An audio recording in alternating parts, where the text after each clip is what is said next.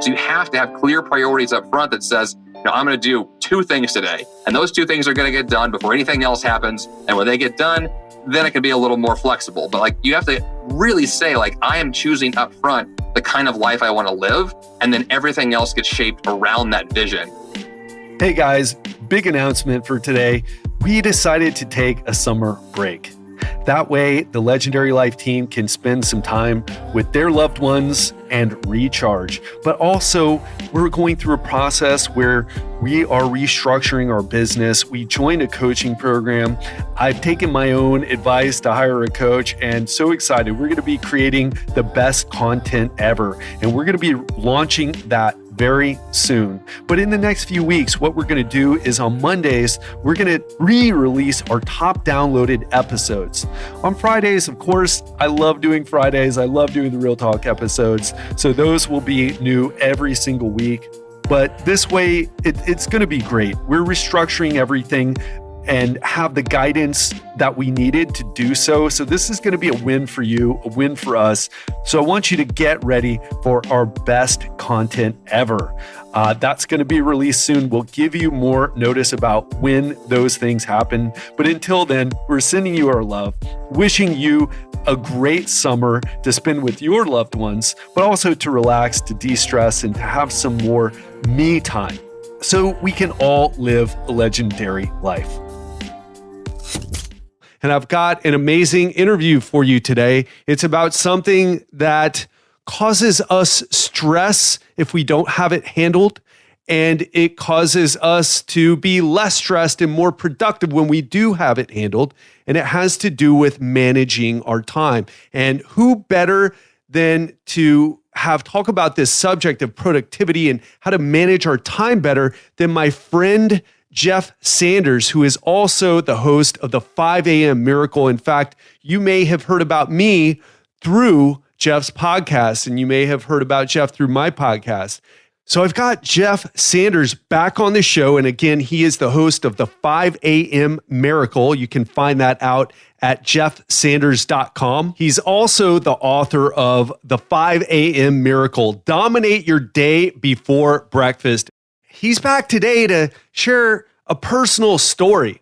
If you've been listening to this show for a while, you know that I ended up in the ER at the beginning of 2017. In fact, 2017 was a rocky year for me. Well, it turns out Jeff was in the ER too, and he learned a lot from his experience. He talks about the dark side of being someone who's obsessed with productivity, and he really is like the productivity guru. If you haven't heard him before, you're in for a real treat. And he's going to be sharing this personal story of what happened to him and how his obsession with productivity kind of led to that. He's also going to be talking about how ambition can backfire. Although it's commonly regarded as such a positive thing in our society, oh, you're so ambitious, it can lead to burnout, to frustration, to depression, and more. He's also going to talk about the role of health and fitness and productivity. And he is going to talk about the number one addiction of 90% of Americans and how to break it.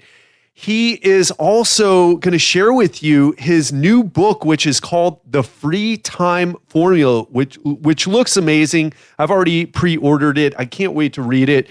And something I got to tell you, and this is kind of a personal message from me to you, and that is that the number one complaint about why people don't exercise and take care of their health in general is they don't have the time. And if that's you, then this episode is for you. In fact, I highly recommend that you pay attention to Jeff's work for a little while or get his book and read it, because you need more free time in your life so that you can prioritize those things that are so important to you, but you haven't been able to fit them into your schedule. Well, Jeff is here to help you solve that. So let's step into this interview with productivity guru Jeff Sanders. What's up, Jeff Sanders? How's it going, Ted Rice? Yeah, man. Good to have you on again. It's been over a year and a half, I believe, since we've talked. And I'm really looking forward to catching up with you and hearing about your new book, The Free Time Formula. Yeah, I'm excited to talk to you as well. It should be a great chat. I know that a lot's happened in the last about year and a half or so with both of us. So yeah, good to see you again. Absolutely. And I heard something that, because I talked about when I was in the ER earlier this year, I know that you have a story too. And I'm just curious, before we dive in, does the free time, what did that event have to do? What did you ending up in the ER have to do with the free time formula? Is this like a new epiphany that you had and you wrote a book about it? In essence, yes. I tell the story in the book in the introduction right away because it was kind of a weird coincidence where this was about a year ago, last kind of new year into the spring. I was working on a ton of new projects. I had said yes to a bunch of cool new things. And so I was really excited. But of course, the more ambitious I got, the busier my calendar got. So I found myself super stressed out. And like there's just so much going on. And then all of a sudden I got a book offer. Like my publisher, said, "Hey, let's do a book together." And I was like, "Okay, let's just do a book together. That sounds awesome." But just all it did initially was add stress to my life. Because I was like, "Oh my gosh, now I have a book contract to negotiate and then I have to write a book." And so I was just like, my stress was mounting like crazy. And then I was in the middle of a product launch and I got food stuck in my esophagus. I was eating a big salad and I didn't chew it well enough. I wasn't choking on it. I could breathe, but it was stuck right in my esophagus. Wow. And so it felt like a heart attack. Like I was literally like shortness of breath, chest tightness. I'd gone to the gym that day, so my muscles were already a little bit sore. So I just had this real sense of like complete panic. I freaked out and I went to my wife in the kitchen and she was like, "Oh my gosh, are you dying?" Like I looked horrible. So she called 911. I had paramedics in my house. And then 30 minutes later, I'm in the ER having doctors poke at me and take x-rays. And the whole thing turned out to be an esophageal spasm, which is basically where your esophagus kind of closes in on itself. And like, if you have food in there at the time, it gets lodged and then it feels like a heart attack. But like the doctor was talking to me, he's like, "Well, you have no signs of someone who has poor health. Like you seem totally healthy. You're young. This makes no sense unless it's this esophageal spasm thing." And so this happened literally 3 weeks after I'd signed the book deal. Right. And so I had this, we were already in discussions about what's the new book going to be about. And I was like, "Well, I've got a great idea. Let's talk about stress and overwhelm and killing yourself on accident," because that's exactly what's happening to me. So I had to then create a book based upon my entire life switch that was happening. I had to go from this guy who was overprogrammed and highly productive to someone who was going to find the balance that was going to make more sense for being sustainable long term. And that smack in the face that I got was what I needed in life and for this book. And the whole thing just kind of fell together at the exact same time. Yeah, man. And I'm so glad we're going to start off talking about this before we dive into what you go into in your book. Because one of the things I have a health and fitness show. One of the biggest complaints about not being able to get in shape is I don't have enough time. And when that happens, Jeff, I'm like, well, you need to go check out Jeff Sanders' show. You need to go listen to him. You need to figure out how to organize your life better, because it isn't that you don't have enough time. You're not prioritizing things properly. And you're running out of, you're spending too much time doing things that are probably not as important to your life. Can you just talk about that as something that keeps coming up? I mean, that is the number one thing I discuss with my clients, with the people listening to my podcast, is that they want to do so many things and they feel like, well, there's just no time for it. And the simple answer is, of course, there's not enough time for all of that. You can't do everything.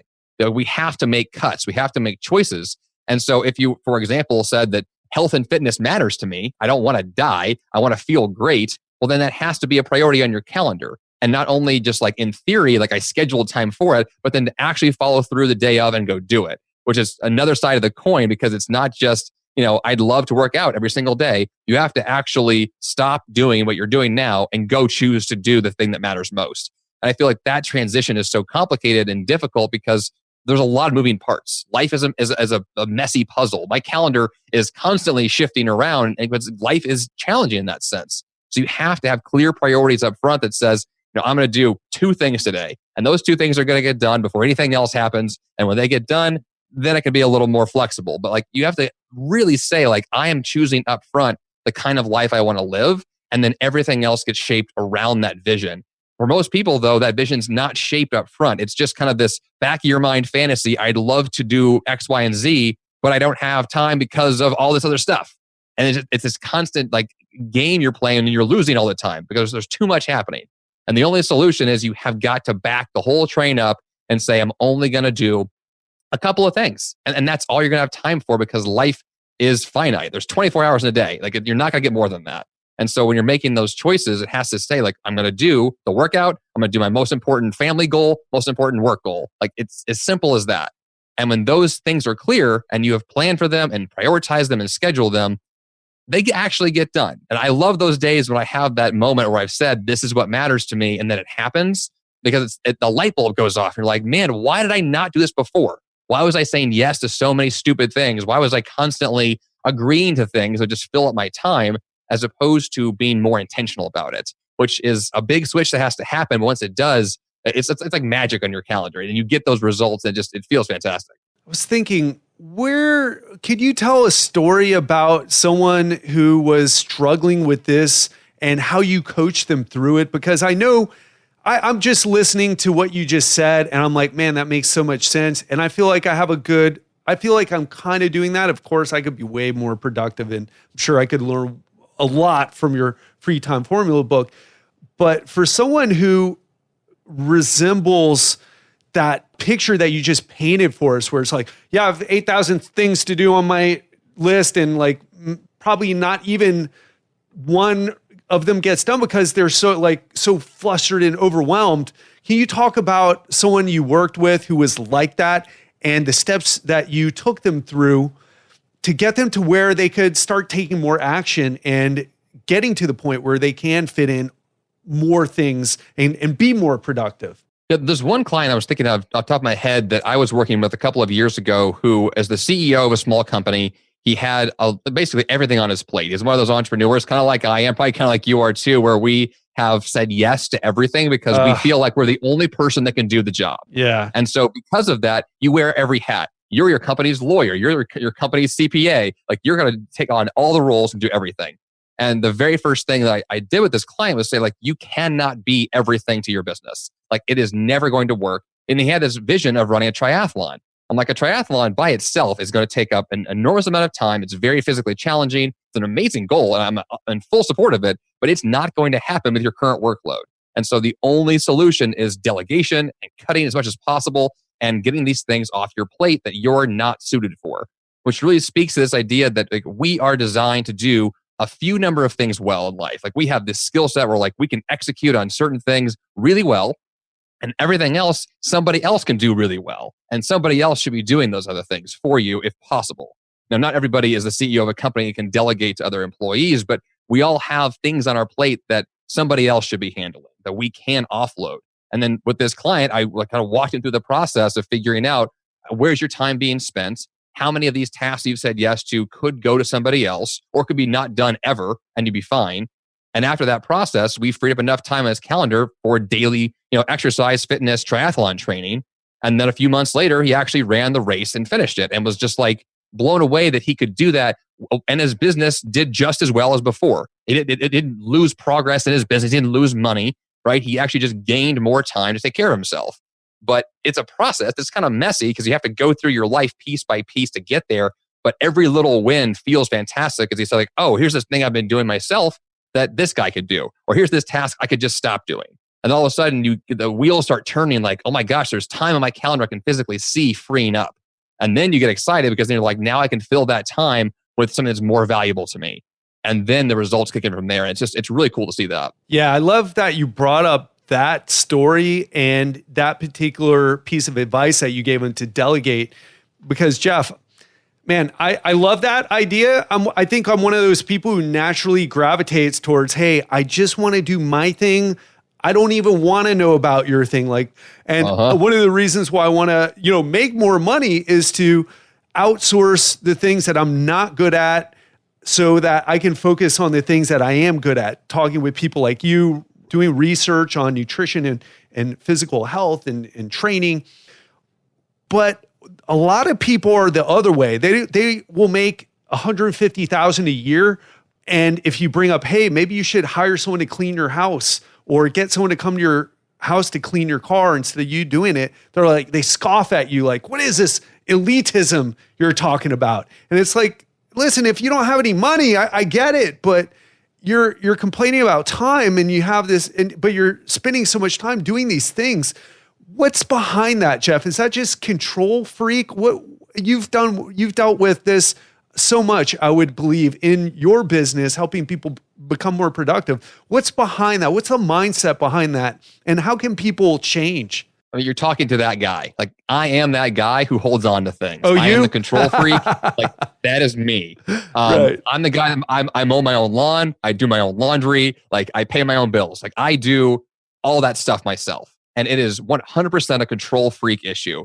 And I'm saying that as the guy that does this. Right. And the issue is, like, you have to get to a point where you're saying, like, not only is it a bad use of my time to do these activities that somebody else could do better, but it's affordable for you. Like, your time is worth more to you than your money in a lot of cases, right? If you can pay somebody $30 to mow your lawn and you spend that same hour making $200, you have just made a lot more money.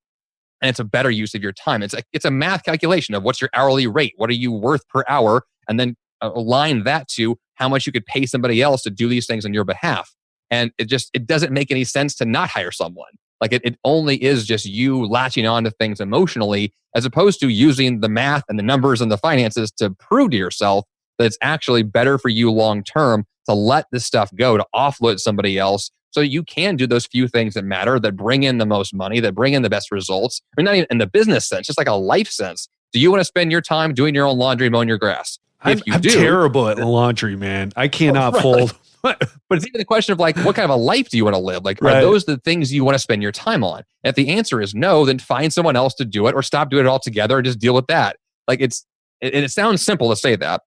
The actual practicality can be a little bit, difficult to work through the numbers and figure it out, but it's worth the effort of doing that, because then let's fast forward 6 months from now, all of a sudden you're not doing those things anymore. You're spending more time on what matters to you, and you're getting the results from that. And, like, that's the transformation that can take place if you're willing to let go emotionally of the stuff that you've held on to for such a long time. Yeah, no, that's a perfect answer. And I start to get it when you talked about it like that. And I love how you brought up data, because people are, like you just said, you're emotionally attached to controlling everything because you trust yourself so much. You're like, I know I can get this done. I'm not sure if that other person can, right?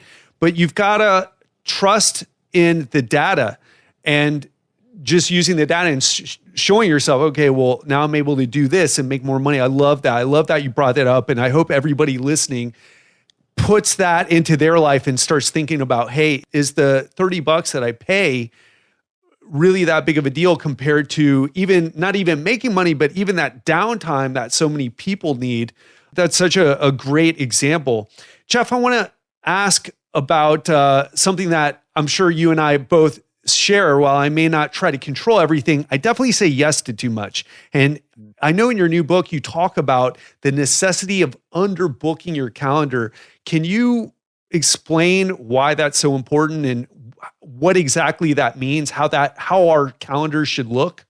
Well, it's a great topic, because I was at a party recently, like a holiday party, and I was talking about my book with this guy who was just like really poking my brain around on this thing, and I said the word, underbooking your calendar, like use that phrase, and he got stopped me. He's like, whoa, say that again, because he was just like, that's not how I live my life. Like, right.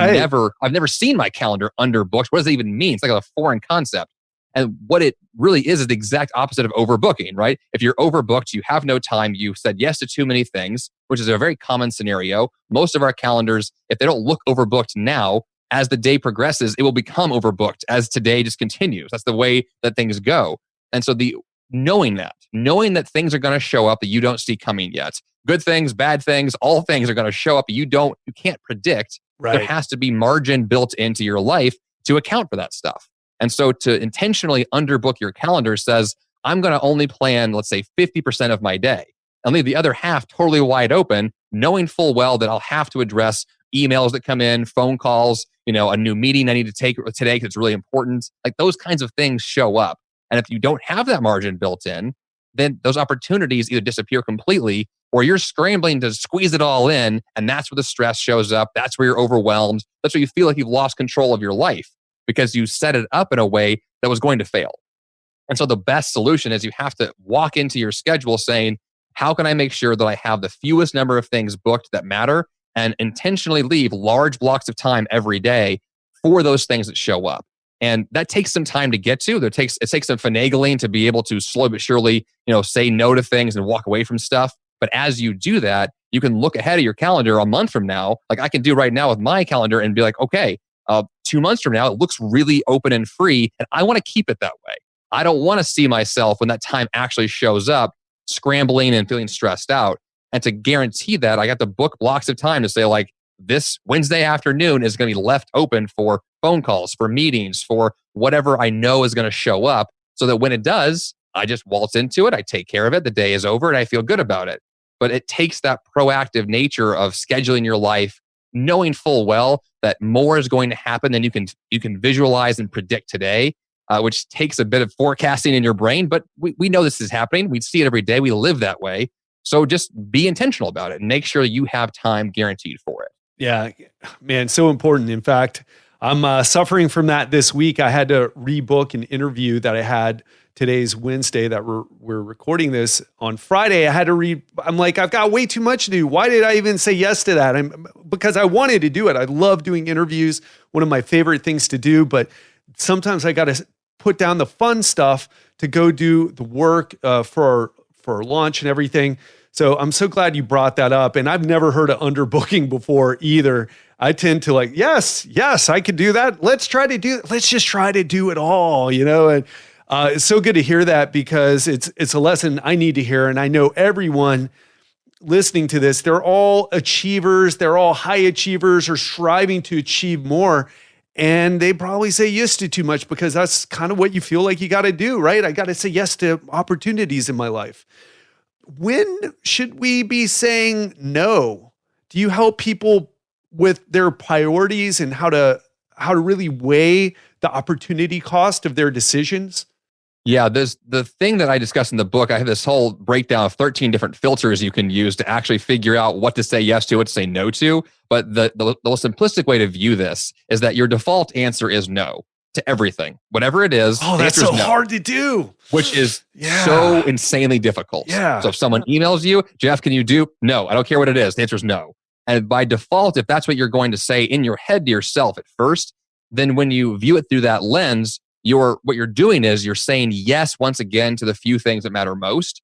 And you have to then weigh, is this new thing that just showed up, even close to as important as the few things that I've said yes to? And the answer is no, then continue to move things in that direction. Like I have on my vision board, my home office, I have this little post-it note that says, is it a 9 or a 10? If not, walk away. And so I'm asking myself, like, is this new thing that showed up like a 9 or a 10 on my scale? Like, is it an amazing opportunity? And if it's not life-changing, then I just am to say no to it. And what happens over time is then your calendar could just be a few key amazing things. And wouldn't that be a great calendar if all you're going to do is like one thing a day that's super amazing? Like that's what I'm going for, as opposed to 85 things to do today, most of which are probably not important at all, and a few of which might be, we're not really sure yet. Like I don't want to live in that constant busyness that happens from having said yes so many times. And so by default, the answer is no. And then I weigh the opportunity against what I'm currently saying yes to. And the vast majority of the time, a no is the final answer. And it's hard to do. I hate saying no. Like I'm really bad about doing it. So I created like email templates for myself. I can just pop in and it's just like, this is the answer, because I can't it's hard to say no to somebody. So hard. It's so difficult, especially if you care about the person, you know them personally, like it gets even more, complicated there. But what I have found over time is that I've told some people no, that it hurt me to say it, but then they thanked me afterwards for doing it. Like they literally said, like I can tell you have priorities. I can tell that you've set some boundaries, and people respect you for that. That you're going to stick to your guns and do the thing that matters most to you. But you have to know that up front, so that when you're saying no, you're doing so confidently because you've already said yes to those things that truly are what you value. If you don't have those things that are confident yet, then your no's are going to feel weak. And they're not going to feel appropriate. So the first thing before you can say no to everything is to choose those few things. And when you have those priorities and they're crystal clear, then you know how to filter your life intuitively. You know how to make sure your calendar stays true to your values because they are already solidified for you. That's really kind of the big first step there. I always love talking to you, Jeff. man, it's been, like I said, over a year since we've spoken, and I can just tell how you've leveled up your game, how you were already doing well with your previous book, but now you're like, okay, you've just dialed it in even more and talking about these things that so many people need, myself included. And I tell people, man, when they start, this is mostly a health and fitness show. I have a lot of health and fitness guys on here and, supplements and all types of different areas of health. But one area of health that is underrepresented and underappreciated is no matter how much you know about nutrition or working out or what supplement to take, you will never reduce your stress. You'll never be able to sleep at night as soundly as you could unless you get your life handled like you're talking about right now. And that's why I love having you on to help us with this. And to kind of segue into our next topic, I want to rewind a little bit to that stressful period where you found yourself with that esophageal spasm that you had to go to the ER for. What did that experience tell you about stress management, and what about the role of health and fitness in productivity in general? It's a great question, because the irony for me at the time was I had amped up my game to go work out more. And so I was hitting the gym 6 days a week during that time period. And so I turned exercise from a stress relieving activity to a stress inducing activity. Like it literally just became another thing on my list that I had to do. And I would leave the gym feeling more stressed out than I came in, with. And because of that, I was just filling my schedule with nonsense. That's how it all felt. Even though these individually were all important things, it just felt like a bunch of noise. And so I was trying to figure out how do I make that balance, fit. And so once I went through my calendar and cleared a lot of the clutter, I then began to work on, doing the activities that gave me the most value. So if I were to go to, let's say I go to the trail, I'll go for a run today. And I schedule that on my calendar, knowing full well that a few hours after that, I'm going to have more energy, feel better. I can take that energy into my work, be more productive and more positive with it, and then see that balance and say, here's a day where I prioritized a workout. I had a schedule that was well balanced. I got the work done. The work was high quality. This is a good day. This is an ideal scenario. How can that be repeated every day? How can I make my whole calendar look like that, so that the few things that are scheduled are things I'm looking forward to and that add value to my life? And that's, it was a bit complicated at first, but I worked through the mess of my calendar, figure that out. And now I'm able to actually say, I'm not going to the gym out of stress or obligation. I'm going because I'm looking forward to today's workout. I'm looking forward to feeling healthier. I'm looking forward to the balance I'm achieving here. It's tough to pull that off, but that's where I've been headed for the last few months, especially. And how many? Okay, so you were working out 6 days a week, and I know you pinched a nerve in your low back. Is that when that happened? When you're having that high frequency? Yeah, that happened a few months after the ER trip. I pinched my sciatic nerve. This is the second time in my life that's happened to me. Basically, I wasn't stretching enough. I didn't have the right balance of my workouts. I was putting on too much weight. I'm overly ambitious. I'm overly aggressive when I do things. I don't tend to have a no button at the gym. I just say bigger weight, let's go for it, which is not healthy. It's not smart. That's just that's why I end up in the ER in the first place, because my natural tendency is to say, yes, more, bring it on, let's do this. That's how I approach everything, which backfires in big ways. And so I've seen that firsthand. And so I have to set my own very restrictive boundaries to make sure that I hold myself back so I don't get injured again, so I don't get too stressed out again. And so if you're a type A person like me who probably drinks way too much caffeine, probably pushes themselves too hard, there has to be controls in your life built in to guarantee that, yes, you can still be productive. Yes, you're still ambitious, but you're doing it in a way that's sustainable long term. That's going to allow you to keep being like this years from now in a healthy way, without the injuries, without the ER trips, without the burnout. But that takes some intentionality and some planning to guarantee that's possible. And if you don't take the time to plan out being sustainable, then you'll have the results that I got, and those suck. And so you're really striving to not just avoid the negative, but get the positive of what comes with that, which is a life that's well balanced, that's productive, that gives you the achievement that you want and the health you're going for. But that takes being proactive and intentional up front. Yeah. And it's interesting that you mentioned that. That's, I injured myself too at the beginning of the year, as I talked about on your podcast, and it helped me apply productivity and risk assessment to what I was doing. So I was just like piling on more. I need to lose fat. Don't really feel like dieting because I like to eat and I'm stressed out. So I'm stress eating. So I had to restructure everything that I did. And a lot of good things came out of it, but I don't think it had to be so painful. I could have learned that a different way. But, it's so funny how like it's those moments of pain and setback that really drive us forward sometimes, but they really seem unnecessary. Jeff, did you get back to where you were working out 6 days a week with that schedule restructure? How many days are you dedicating to the gym? What's your health and fitness routine look like now?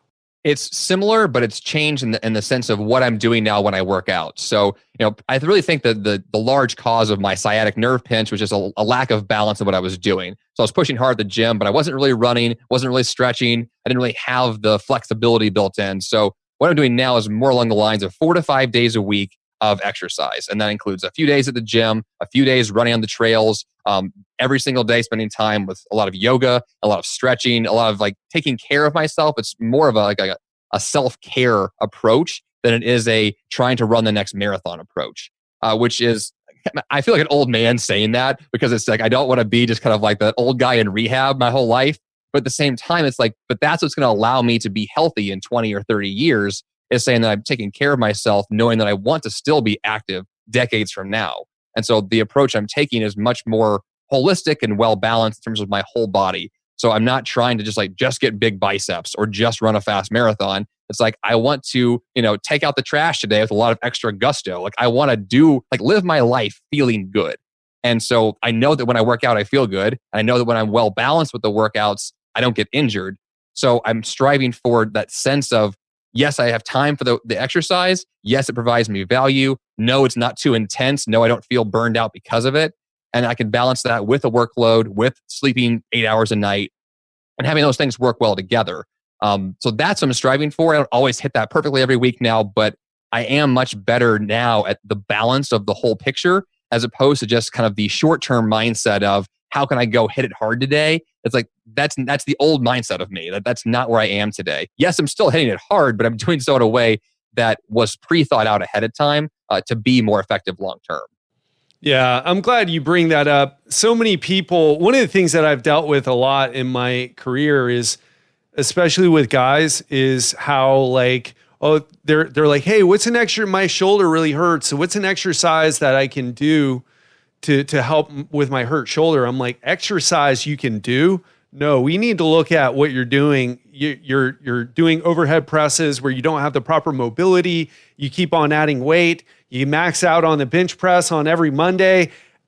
It's not about adding. It's about really restructuring things in a way to work with your body. And that's exactly what you did. You were like, hey, I hurt myself doing it this way. It's obviously, no matter what book you read or what guru says that routine is the ideal one, you tried it out, it didn't work for you, and you had to restructure it to something that would allow you to be in shape 10, 20, 30 years from now. And I'm glad you brought that up, man. What would you say to someone who feels like they need to be focused on all their goals and they don't have time to work out because they really need to be productive and they think that exercise is taking away from their productivity? A great question, because that's the most common question I get from high achievers and people who are overly ambitious is that they just feel like exercise gets in the way. I have the same mindset a lot too. Sometimes I feel like, the workout is just delaying my progress on the work I need to get done. And there's got two sides of that coin. The first side is you've overscheduled your work. There's too much going on. And second, I think it's you've fallen out of love with the value of exercise, because I know that firsthand when I do workouts I love, I absolutely want to do it again. Like I leave the workout feeling so refreshed and my mood is enhanced and I feel so much better. I just want to get back and do it again. And if you don't feel that way when you leave your workout, I feel like there's something, it's an emotional side of it that's missing. Right? If you're not in love with your workout, you're probably doing it out of obligation or because someone told you to do it versus you actually care about it. And the other component is that if your work schedule is so filled up, you don't have time to take care of yourself, that work schedule is not going to last very long because you're also going to be in the ER with me, where I was a few months ago. But it's not a plan to last. That's a short-term, burnout plan. That's not a sustainable long-term thing. And if your schedule really is that busy, like, well, I can't let go of these things. The answer to that is there are things you can let go of. You just don't see it yet. So you have to just get a real good look at the calendar and figure out, what can I delegate? What can I cut? What can I postpone? How can I restructure this so that exercise is now a priority? And one way I look at this too is let's say, for example, you had a health scare. You went to your doctor and your doctor said, the solution to, your prescription is not a pill. I'm going to require you to go to the gym for 30 days, 30 minutes per day, sorry. And so 30 minutes per day is your new prescription, 5 days a week. Now your doctor said you have to do this, like taking a pill would be the same prescription. Well, if your doctor says you have to do it, your priority has just shifted. Now you feel like it matters and you can't miss it. I really feel like that you have to change your priority of saying from, I don't have time for it to, well, what if I actually had to do it? What if it was a requirement as part of my schedule? How would that look on my calendar? So let me go to the calendar. Let me add in a 30-minute workout per day and then restructure my life around that and see how to make that work. And so really there you're asking the question, how is it possible to live the life I would like to live? And then we can see it and start moving things around. You see the solution. It begins to show up. You find the answer, but you have to actually go through the motions to figure out what that would look like. And if you don't take the time to do that, then you're left with just the mental block of saying, well, it's not possible, move on to the next thing. When in reality, it probably is possible if you take the time to figure it out, and then you have those benefits. So I think the real shift here is the mindset shift of, how could this work for me? And then when you ask that question, you get the answer. I love that, Jeff. Man, I should hire you to be like the spokesperson for what we do here, because I feel like I lose. I've been in this so long, I kind of lose perspective about it. But what you said, it's that's the thing that people need to hear so much. It's do the things that's why I always refer people to you whenever they start talking about hey, I'm not sure if I have time to do this, but I want to do it. I know it's important for me. It's good for my health. I'm like, you don't need me then. You already know what to do. You need to sort out your life. Go and check out Jeff Sanders. Go listen to his podcast. Go get his new book, The Free Time Formula. And that's what you need to be focusing on. And once you restructure your life, then you can come back and say, okay, well, I've built the habit of exercise because I was able to redo my schedule. I was able to say no to some things and squeeze it in. Now, how do I optimize it? That's when you come back to me. So if anyone's listening right now and you have that problem, you don't need to be listening to my show. You need to be listening to Jeff's. And you need to sort your life out. And come back to me when you're ready to optimize your workout, when you want to figure out, okay, well, what method should I use? Or, how do I get better results than what I have right now? I just always appreciate talking with you. Jeff, I want to switch gears a little bit. I know in your book, you talk about the number one addiction 90% of Americans have and how to break it. And I have a feeling I know what we're going to be talking about here, what your answer may have to do with. We're talking about caffeine. I've got some tea in here. This is a green tea, actually, so it's lower caffeine. Thank goodness. Because what I did, this is actually kind of weird stories of when I had the ER trip, I had this whole esophageal spasm, weird issue. The doctors at the ER weren't as concerned about my diet. They didn't really care about my exercise level. They didn't really care about the things that I'm very confident were these, one of the primary drivers of this. And so in the few months following the trip to the ER, I went through a lot of series of experiments. I tried different diets. I tried, removing foods from my diet. I tried adding in different things. And ultimately I decided, I'm going to take 30 days off. No alcohol, no caffeine, no extraneous processed foods, just super simple, super clean, and let's see what happens. And it floored me. It felt like a truck hit me in the face the first couple of days because I was so tired, so exhausted, because I was so addicted to caffeine and the stimulants and the busyness. Now, this is even months after the ER visit. You'd think I'd learned my lesson at that point, but I hadn't made the connection yet that what I was consuming, the habits that I had formed, were just feeding that addiction of just being up all the time and always going. And so when I was able to take a step back and let go of the caffeine, let go of the alcohol, let go of the ridiculous foods I may be consuming, it was much more simplistic, and I had the chance to sleep and to think and to kind of slowly bring things back up again. And so, yes, I'm drinking caffeine again, but much, much lower levels than before. And my energy level is better than before. I don't have that sense of stress and chaos that comes with overconsumption of caffeine. What I have is a balance of my brain is still alert. I'm still energized. I'm still getting stuff done. And I'm not having panic attacks. I'm not having freak out moments. I don't feel overly stressed or anxious. Which that comes with this busyness, overachievement lifestyle, is this overconsumption of, it could be drugs, could be pharmaceuticals, could be caffeine. We lean on these things to help us get through the next push, when in reality, what we actually needed then was a nap. What we needed was to slow down.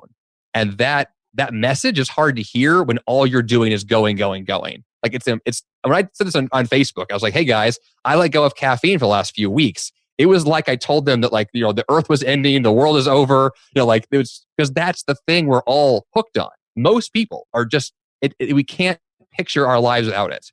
But in reality, we can and we should, and when we do, it's remarkable the clarity you get on, wow, I was drinking way more than I should. I can survive on less than I'm consuming. I can actually be a better version of myself without the lifestyle choices I've been making.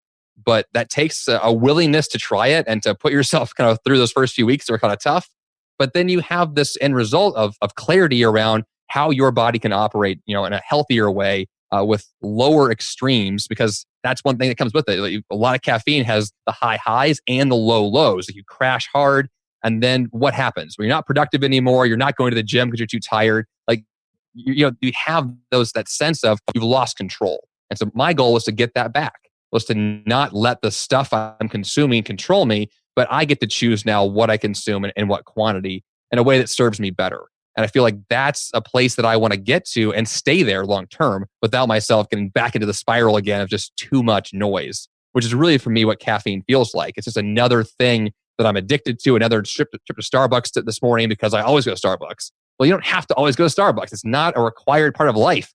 We feel like it is, but it's not. And so I think my real mission with this process I've gone through is to speak through the book of saying, there is a way to slow down and there's a way to live your life that's a healthier balance that can still have you achieving just as much as before, if not more than before. Yeah. But it takes a willingness to get there and try it. I'm so glad you're bringing this up. What's interesting is I had, we both ended up in the ER. When was your ER visit, by the way? What part of the year? It was in May. It was in May. So I was in there right before my birthday, actually, which was February 2nd. So it's kind of funny, in the first part of the year, we were both ending up kind of in the same situation. And I was like, you, man, I got hurt because I was I was like, hey, I need to do more exercise to burn off the fat. And, I was trying to put in some martial arts back in with the lifting. And then I hurt myself stretching, which was not the thing that mattered the most. It was the straw that broke the camel's back, to use that old adage. So I quit caffeine too, because I realized I was waking up early, drinking caffeine, working out, and just high all the time. And I think people know more, they get more intuitively like, oh, I drink alcohol because I'm stressed, I'm anxious, I get social anxiety, and they feel the effects.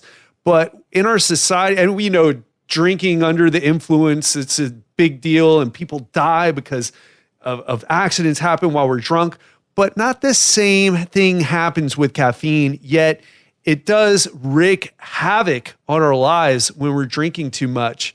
And now I don't even do green tea. I do a tablespoon of cacao powder in some almond milk, which works for me. Even sometimes I feel like I get a little grouchy if I have too much caffeine. And even now that I've been off of it for so long, even green tea kind of does that to me. You probably handle a lot better than I do, but I'm glad you're talking about this. And I've had someone tell me one time, if I give up coffee, that's just really kind of a sad life. That would be a sad day, or words to that effect. And I was thinking, yeah, but isn't it kind of sad that you feel like you need this all the time? And I'm really glad you talked about it. And if you're listening right now, get Jeff's book, The Free Time Formula. His first book was amazing. Giselle is a huge fan of it as well. And I can just see you've taken a huge step up I do want to ask you one question, and then we'll talk about where to get your book, Jeff. But free time, it's something that we feel like, I've got this, and that to do. Take the kids over here, make this call, try to get ahead in my career. Talk about the importance of free time and what we should be doing with it when we do schedule it into our calendars. It's a great question, and one that I really had to reconfigure for myself when I first started working on this book. And I had this epiphany while working on my calendar and thinking about this book, like where's it headed? And I realized it's not that I'm looking for an extra hour of Netflix to watch tonight. I'm not looking for an extra, kind of night out in the town to go to a party. Like I realized all of our time is free time. Every minute of every day is up to us, which sounds so ridiculous to say because you're like, wait a minute, I've got a job to go to. I've got bills to pay. I've got obligations and yada, yada, yada, right? It sounds insane. Yet, when you think about it, your life is your life. You get to choose what you get to do every single day. And whatever you choose to do will come with benefits. There's pros and cons. You have a consequence for your choices. That's how life works. But when you think through the lens of all of my time is free time, I get to choose what I do, when I do it, how I do it, with whom I do it. All of a sudden, you get to rethink through your entire life and everything now becomes optional. I can say no to this thing. I could choose something else to do today. I could think about my life through that lens. And then all of a sudden, you're scheduling your life more proactively with more intention. And then let's say that you're using the kind of traditional definition of free time. After work, I've got a few hours in the evening. What will I do with those few hours that aren't scheduled yet? Well, the way I then think about that kind of free time is the sense of, well, what's going to kind of replenish me to be able to go do my best work the next day? What's going to actually add value to my life so I can go be my best self tomorrow? And the answer to that usually is not watching Netflix. The answer is usually not laying on the couch. It's not eating potato chips. Like the answer usually is like, if I've got a couple of hours, maybe I could, say hi to a friend. I could go work out. I could take a nap. I could do something. I could move ahead in a big project I really care about that I'm passionate about. I could spend time on a hobby, like whatever it is. But I, generally speaking, I'm going to choose activities other than my default response. And my default response to free time tends to be a few certain bad habits, right? If we have a few extra free moments, we look at Facebook, we look at our email, we watch Netflix. Like most of us tend to do those things. But if we change that default response and say, this free time is mine, I can choose. So why am I choosing things that don't add value to my life? Why am I doing the same things over and over? And then that's when the wheels start turning. That's when you get to envision a new life that's based on the fact that you are in control of your time, and then you can make different choices, and then different results come from that. It's a big mindset shift because most of us feel trapped by our calendar and trapped by our obligations, responsibilities, and whatever else that comes with that. But when you turn that around and say, but I could choose not to do this. I could change my job. I could live somewhere else. I could do different things. Then all of a sudden, the possibilities are endless. Now your life is back in your control. Your time is your own, and you get to live the life you want.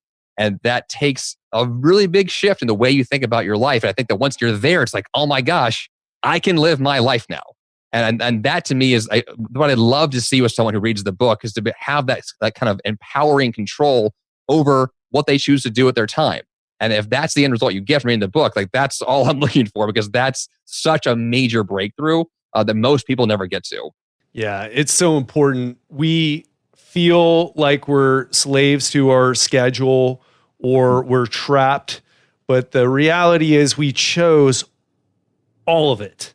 If you're listening to it here, you live in the US or Canada or the UK, you chose it and you're trapped by your own choice, but you can also make a different choice. That's a important thing to keep in mind. And like you said, a powerful yet difficult shift in perspective to make.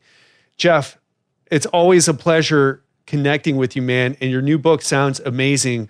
Where can someone get it if they want to go right now and learn more about the free time formula and to purchase it?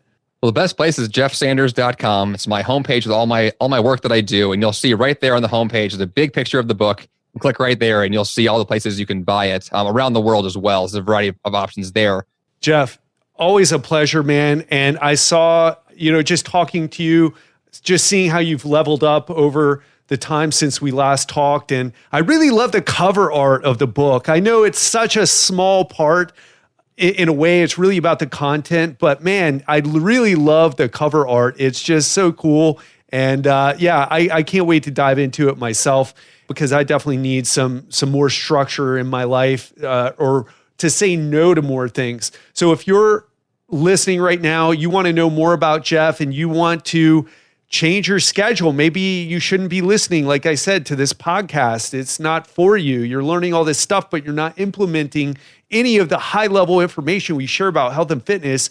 Then why don't you go over to jeffsanders.com, check out Jeff's book, check out Jeff's podcast, and get your life sorted, get more organized, say no to the things that you should be saying no to, and use Jeff's strategies in the book to really carve out a life that serves you well and allows for those things that will really matter to you and will help you take your life to the next level. Jeff, such a pleasure, man. Do you have any last words about what we talked about? Or I guess let's say this: what was the one biggest takeaway you'd want someone to bring away from this conversation that we had? Well, I think it's what we just talked about before, is that your time is your own. So with that in mind, take a look at your calendar today, look at your calendar this week, and ask yourself, what can I let go of? What can I stop doing? But I feel like that's the first big win you can get, is removing things from your life that don't fit. And it's amazing just how you can then begin to envision the possibilities for what could go in that time. So if anything today, look at your calendar and try to cut whatever you possibly can, because that alone is worth the price of the book. There you go. You got your challenge. Jeff Sanders, always a pleasure, and looking forward to speaking with you next time. Thanks, Dad. Welcome to Ted's Takeaways. This is the part of the interview that I break down the most important lessons from today's guest. And I know it was a bit of a long interview, so there's just one message that I have for you. Before I get to that, I want to tell you, make sure you check out Jeff Sanders at jeffsanders.com. He's got a great podcast called The 5 a.m. Miracle. And make sure you check out his new book, The Free Time Formula, Finding Happiness, Focus, and Productivity no matter how busy you are. And the cover art of the book looks so cool. I can't wait to dive into this book, because who doesn't need more time? And what it comes down to is an inability for you to say no to the things that you should say no to, and making time for the things that you need to say yes to in your life. And if that's health and fitness for you, then I couldn't recommend Jeff Sanders more. If you are one of those people who's listening to this show and you're like, oh, Ted, that sounds great, I'd love to do that, only if I had more time, then you don't need to be listening to this show. You need to be listening to Jeff's show. You need to read his book to help solve that issue, because if you can't get a hold of your schedule enough to squeeze workouts in and healthy eating, then there's nothing that I can share with you that will help. So with that said, that is my biggest takeaway and biggest message to you. And that wraps up today's interview. Thank you so much for checking out this episode of the Legendary Life Podcast. If you haven't done so already, please take a minute and leave us a quick rating and review of the show on Apple Podcasts by clicking on the subscribe button on your left. Then write a sentence or two saying what you love about our podcast. Please be honest. Tell us what you think, what you'd like to hear, what we can change to make it better. It will support the show and help us to keep delivering life-changing information for you every week.